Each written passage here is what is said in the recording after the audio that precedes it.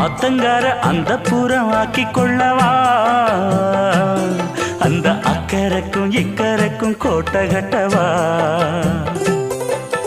மாமன் கையில் பூவை தந்து சூடிக்கொள்ளவா அடி ஆசை என்னும் ஊஞ்சல் கட்டி ஆடிக்கொள்ளவா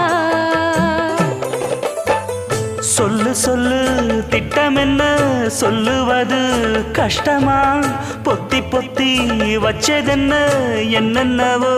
இஷ்டமா